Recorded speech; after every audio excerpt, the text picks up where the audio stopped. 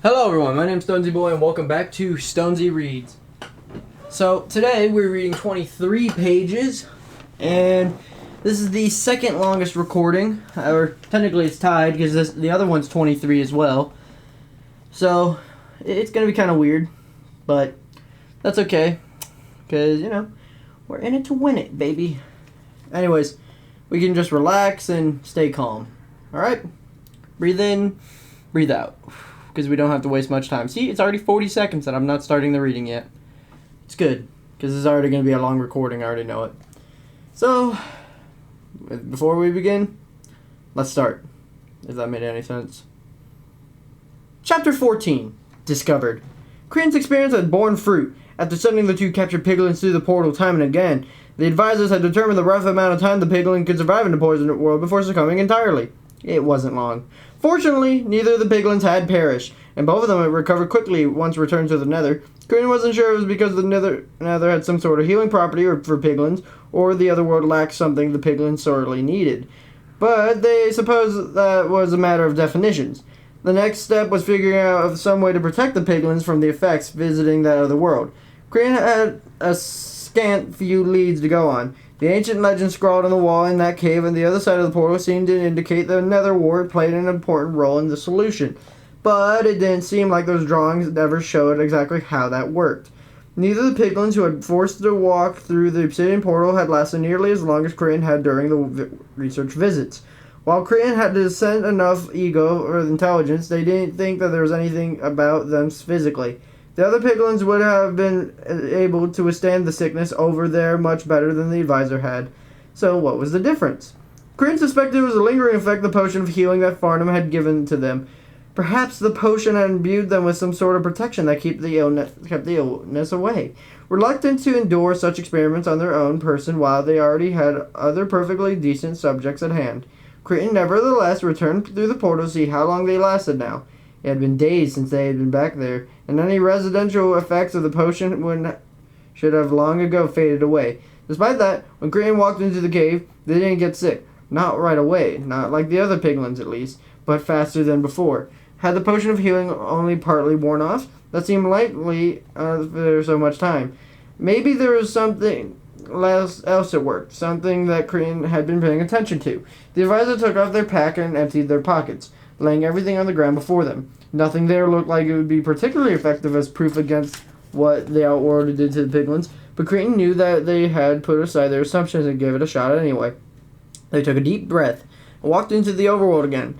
It turned out their theory was correct. They became sick almost instantly and were forced to return to the Nether in record time. While that felt horrible, it was good news. It meant two things. First, if a potion of healing could offer a residential bit of protection from the illness for a short while, then perhaps something else, one concocted specifically to counteract the poison effect of the world, might offer longer-term protection, perhaps even permanent. That seemed unlikely, though. If piglins could be made to tolerate the overworld permanently, why would the ancients who scrawled the pictograms on the cave have never felt like the softer, easier world behind? Second, whatever had been protection against the overworld's effect, it seemed Creighton had been carrying at least a little bit of it with them if they had gone through the overworld for the first time that day. Inspired, they separated out everything they put down before and began to pick up the things one at a time, and carried them into the overworld to see what would happen. At one point, they went through the overworld and felt fine for a good few moments, much longer than normal. It didn't last. When Creighton returned to the Nether, they looked down at what they were holding in their hand, a chunk of nether wart that they stolen from the Bastion's basement. Somehow the strange fungus, which grew all over the Bastion, had offered Creighton some protection. Maybe it had been the ingredient in a potion that Farnham had fed him. The only trouble was that Creighton couldn't make a potion in the Nether. Liquids never lasted long in the Nether. If brought there from the overworld that left unbottled, they evaporated almost immediately. The advisor would never be able to fashion such a thing there, but they might be able to manage it in the overworld. Of course, to do that, they have to stay in the overworld long enough to brew the potion, and they weren't quite sure how they managed that. Still, Creighton now had some new information and something new to strive for, and two subjects to experiment on until they found the answers they sought, or the need for new subjects arose. Creighton snuck back into the Bastion and made off with the crafting table, several empty vessels, as much nether wart as they could carry, and then they set to work. Nether wart was clearly the key. Fortunately, the great Bungus Bastion was plentiful supply of that. What they didn't have were a lot of bottles. There wasn't a whole lot of demand for such things in the nether after all. Where would you find any liquid to put them into?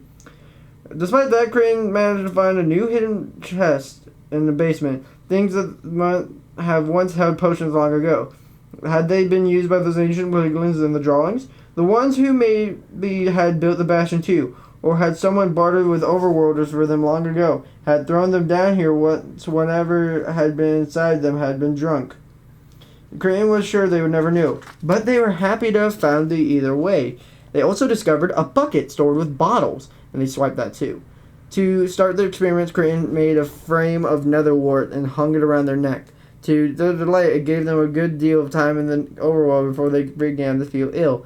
Then, much slower than before, using this, they were able to haul the crafting table into the overworld and get to work. The first thing they did there was a stolen bucket to scoop up some water in the river, which was surprisingly heavy. But Crane managed to get it back to the crafting table where he could work with it. Then they did something that no other piglin had ever done before, as far as Crichton knew. They began brewing potions. First, Crichton made a supply of basic potions using netherwort. Then they began adding other elements to the potions one at a time. When they had a wide assortment of potions ready, they hauled them back to the nether, lined the bottle up, sat down in front of the piglin prisoners, and made them a proposal. As you might have realized by now, I'm trying to figure out how piglins could be on the other side of that portal. Two piglins stared at the advisor, scared and confused. Why would you want to do that? One of them asked. Because the creatures over there are weak. The only thing protecting them from us is the way we get sick over there. If I could figure out a cure for that, we could storm right in and conquer the place. That's impossible, one of the others scoffed. The first one wasn't so sure. Do you really think that you can do that? Crane nodded. If I do, the piglins who helped me figure it out, they're going to be heroes, right? The first one nodded and began to smile. Right. So will you help me? I'm not going to force you to drink this stuff, but it would help if you try it. The second one explained to the potion bottles.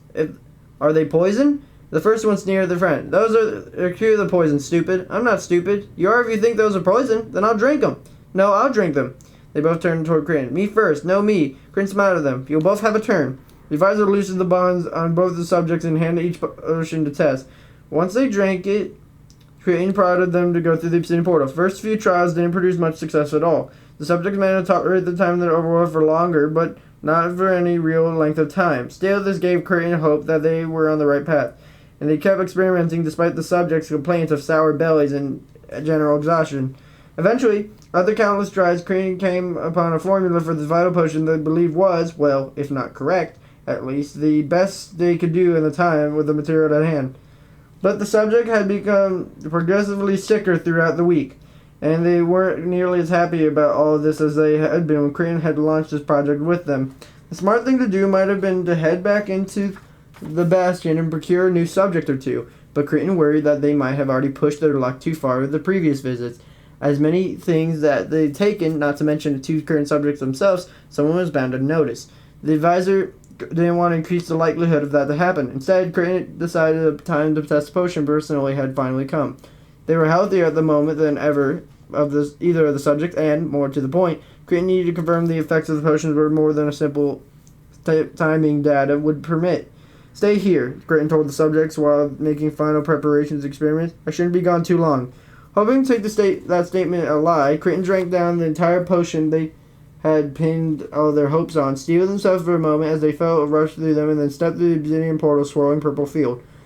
The cavern looked exactly how they left it. A river ran through it from the waterfall at one end and the point of the disappearing into the rocks again at another. The pictograms on the wall loomed overhead, promising knowledge to those who could unlock their secrets, and the place felt far too cool for someone used to the nether's relentless heat. But it didn't make them feel ill. Crane sat down on the island and waited, monitoring their own body a sign of sickness. The only thing that they felt was a rumbling deep in their stomach that reminded them that they forgot to eat for far too long. That happened when they were engrossed in something like this. The needs of the body sometimes came after the needs of the mind. Crane wondered idly if that was perhaps part of the reason the subject had deteriorated so much. They were used to stealing as much food as they wanted whenever any appetite struck them, and the advisor only bothered to feed them when they need become too much for them to ignore. But that was a problem that Crane couldn't address once they returned to the nether. That was no reason to cut short this particular experiment, not when it was going so well. As they sat there, they noticed some movement in the river, and they froze. Could some kind of predator be swimming under the water? If so, how could it not drown? There was a lot about this world that Crane didn't understand yet, and they didn't intend to let it be the end of them. They tensed their muscles, getting ready to flee. Then the creature emerged from the water. It was maybe at least anything Crichton had ever seen. Its skin was pale, almost translucent, and it wasn't even half as long as the advisor's axe. It squalled about on spindly legs that seemed far better suited for water than it looked like a strider could have been taken out a single stomp. Crichton laughed at their fears. While there is certainly much to learn about the strange world, not at all of it was likely lethal. Farnham, for instance, had actually shown the advisor some kindness. Crichton lay back on the island and closed their eyes for just a moment. It had been a long week, and they were tired. They pushed themselves hard to develop the potion that might be the answer to all their troubles, and that had taken its toll. The advisor wanted nothing more than to be restored to their chambers in the bastion, to sleep in their own room. Maybe this potion worked as well as they hoped. They thought could find a place to live in the overworld instead. Maybe they'd even run into Farnham again someday. They woke in the start without any idea of how long they'd been asleep. They cursed their mistake as they realized how lucky they were they hadn't succumbed to the poisonous effects of this world and slumbered through their own death. They checked themselves and realized they eventually were feeling the effects of the world now. It wasn't much, just the start of things, but that had probably been enough to waken them.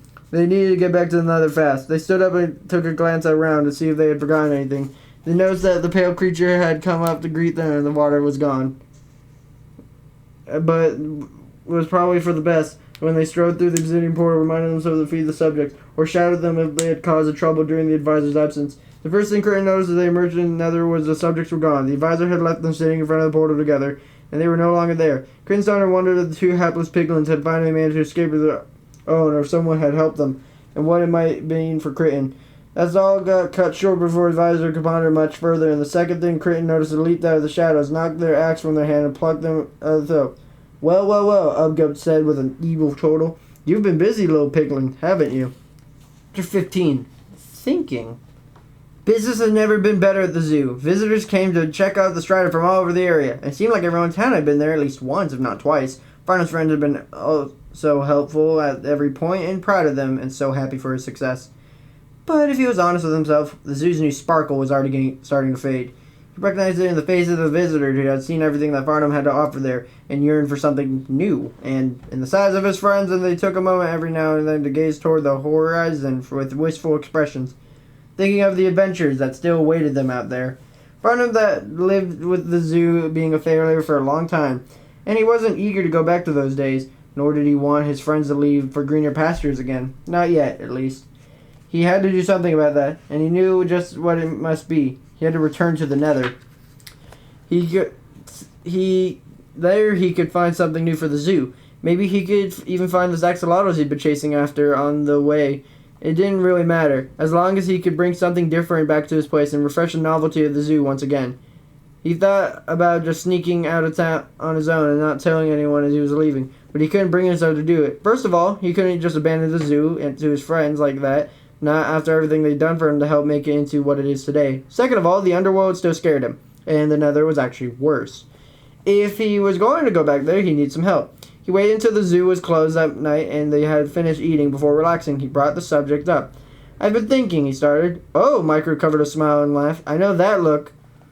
Although, I don't know if I ever seen it before on you. I knew you had it in you, Grinch said with a crafty smile. It was just a matter of time. Farnham furrowed his brow in his sense, confused. What in the overworld are you two talking about?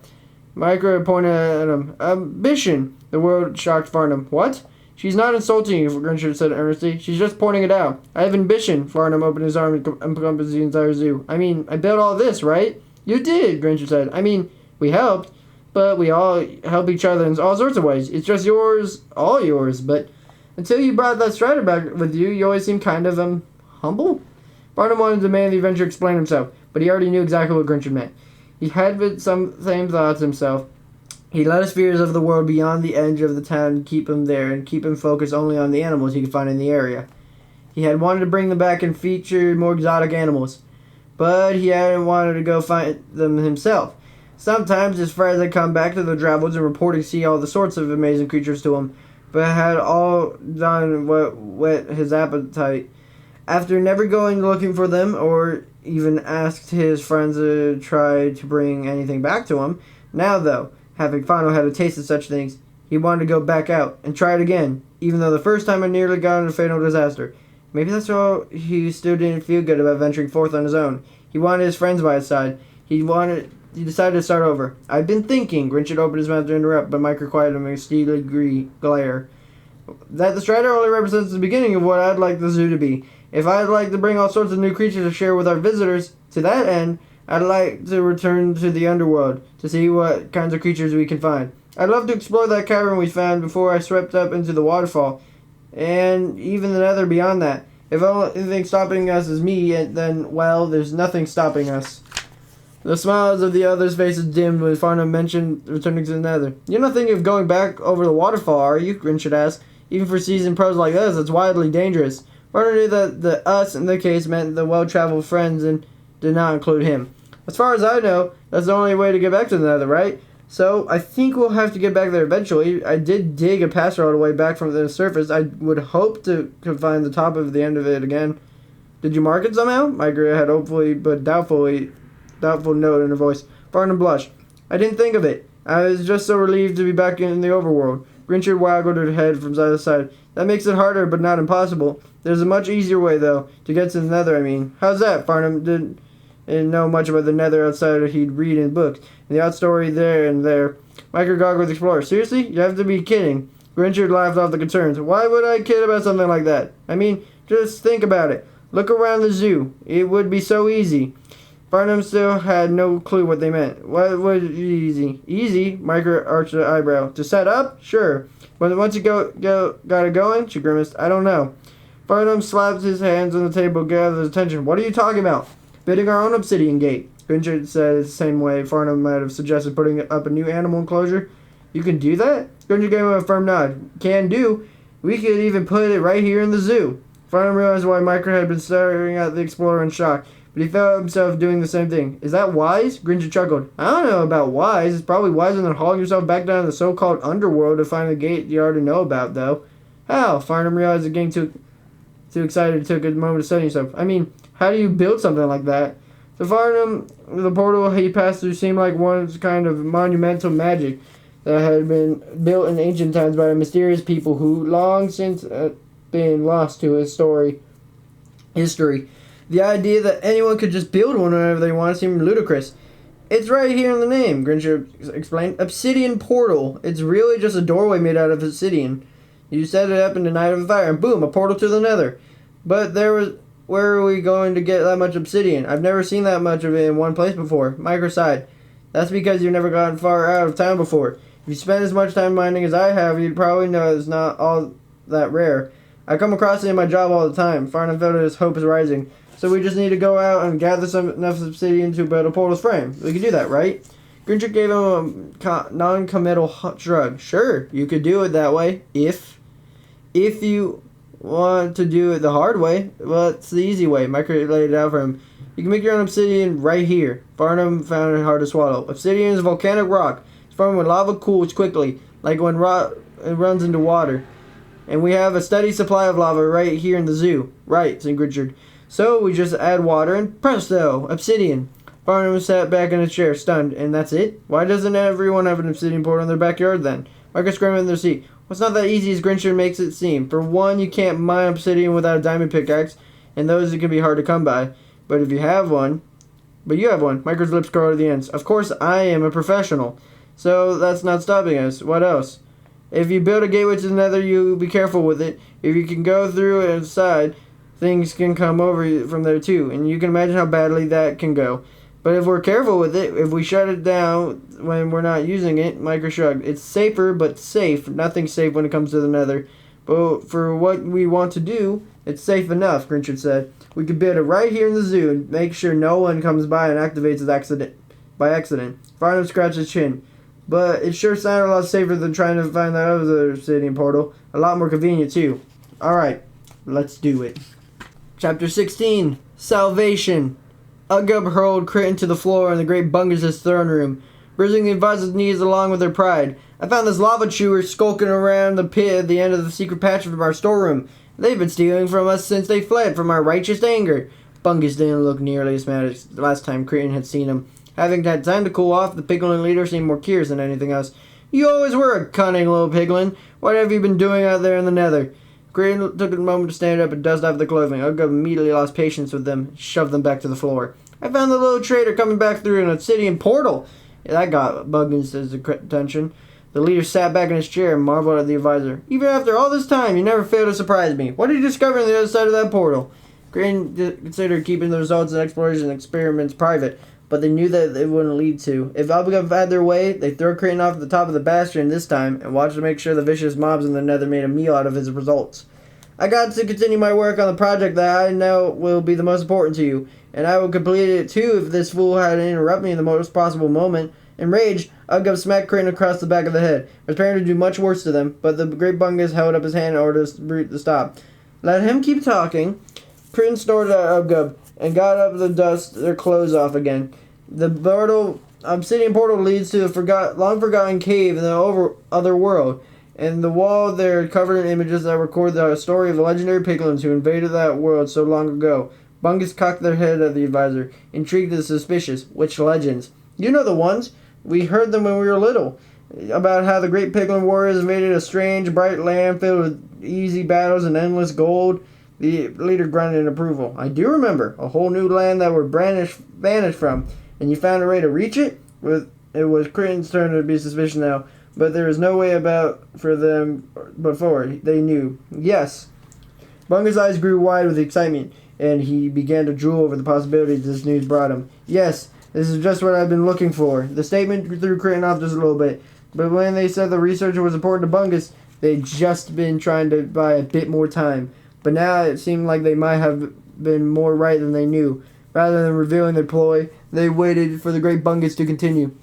This could be just what we need. We already conquered every Piglin clan we can find around here. Now we're just sitting here getting fat and lazy and waiting for someone to become strong enough to rise up against us, or for someone to betray me. We need new things to conquer. If we can't find them in the nether, then we could just leave the nether behind. Green had to admit that Bungus had a point. The advisor had been thinking that sort of thing too, but they didn't expect the leader to be so quick to uptake. It was even better, though, as Crane could even explain the lure of it to Bungus at all. Uggo tried to cool off Bungus' excitement.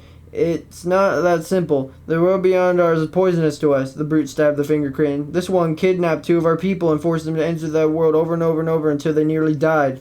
Critten turned about and saw the 2 Piglins they drafted into the research program were standing behind Ubgub, looking a lot less ill than they had before. Rather than recoil from the advisor in fear they were doing all week, they sneered at him instead. With a snort, Critten confirmed Ubgub's accusation. I couldn't run all the experiences on myself. I used those 2 as volunteers to test my theories, and come up with ways for us to tolerate being in the overworld. I suppose Ubgub would have volunteered for such tests and died on their first try. That certain image put a smile on Critten's face and scowled at the brutes. They lie, Ubgub said. They do nothing but lie. The great Bungus considered everything they had heard. As Critten knew, the leader couldn't be relied on to trust them fully anymore, no matter how much history they had between them.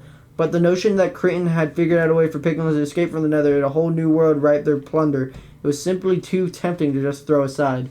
The great Bungus stood up and glared down at Critten. Show me. Critten privately sighed in relief. At the very least, this could buy them more time before Bungus decided to have them executed. Uggo couldn't have made a move against it without the leader's blessing, or so Critten hoped. With Bungus and Ubgub in tow, and Ubgub's axe pointed at the advisor's back, Critten led the way down to the bastion storeroom. From there they showed the entrance to the secret passage to Bungus, who grunted approvingly. The 3 of them proceeded down the passage until they reached the pit where the obsidian portal stood. As they entered the cavern, Critten moved off to one side and allowed the great Bungus to marvel at the purple field swirling inside the doorway of polished black stone. Ubgub, who had already seen all this, kept a close eye on the advisor instead, watching and waiting for them to try something funny. For their part, Critten moved carefully, not wanting to give Ubgub an excuse to smack them around or even put an early end to them. They glanced around and saw that the brute had left the remaining stack of potion bottles untouched. That meant Critten still had a chance.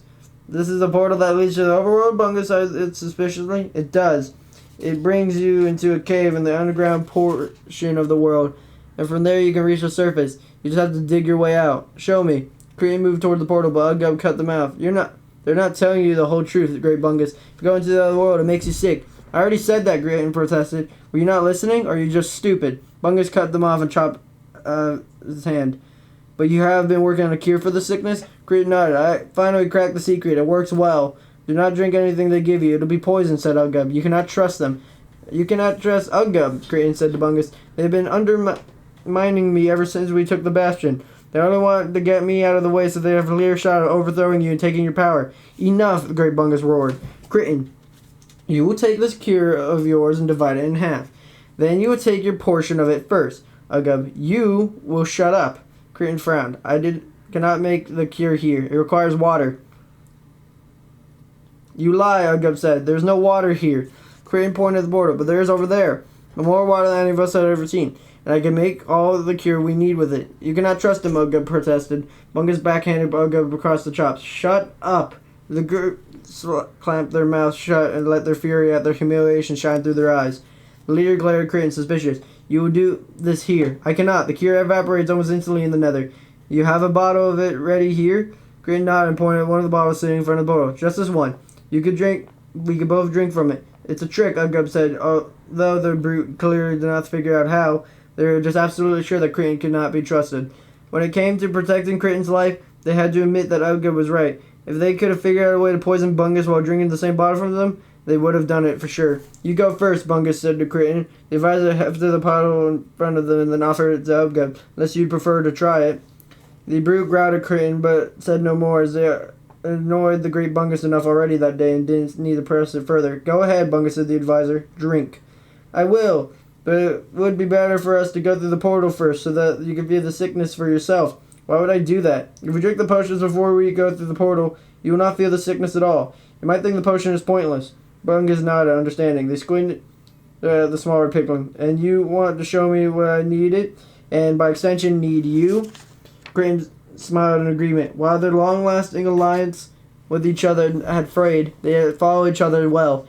I should go through first, or would one of you prefer the honor? Crichton knew that the job when leading the three of them should go through the advisor, but they also knew that if they insisted on the others would dig their heels in against it. Bungus gestured toward the obsidian portal with the back of their hand. You may lead the way. Without further comment, Crichton strode right through the portal. The others came fast behind the advisor. Bungus didn't want to be left behind with such an amazing world to explore, and Ugga didn't want to let Crichton out of their sight for any time at all. Crichton had been in the cavern countless times by this point, and knew what to expect. They stood back and watched the other two marvel at their new surroundings instead. Ugga glanced around everywhere in the other's suspicion, just waiting for something to attack them out of nowhere. The greedy Bungus looked like they might fall over in sheer amazement at the possibilities this opportunity presented. Crichton was relieved to discover that the crafting table was still there. It wasn't like they couldn't have found another, but they had been working so hard at it that they were worried that someone might have happened to it.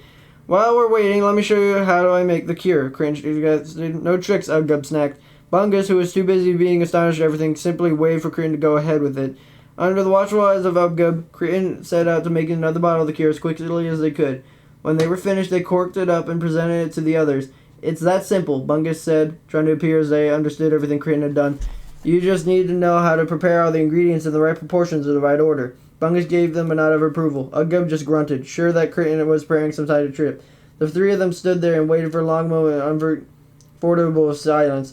This last sense of the poisonous effects of the world took hold upon all three of them. Ugga glared at Crichton, wanting to accuse them of somehow causing this problem. Bungus winced into the illness and pointed at the bottle in Crichton's hand. That seems like enough. I believe you about how this place affects Piglins, even ones as mighty as me. So shall we drink? Crichton allowed themselves a savage grin, then put their potion bottle to their lips and drank the whole thing in one gulp. Then they were done. They threw the bottle on the ground, smashing it to pieces, and smacked their lips. Delicious!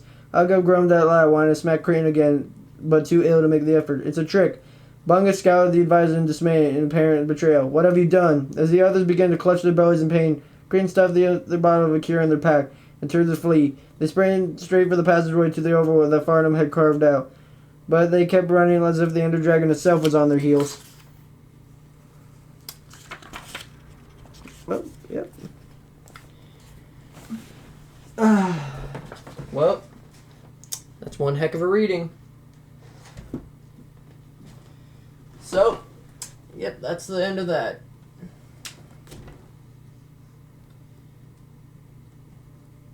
If you build it.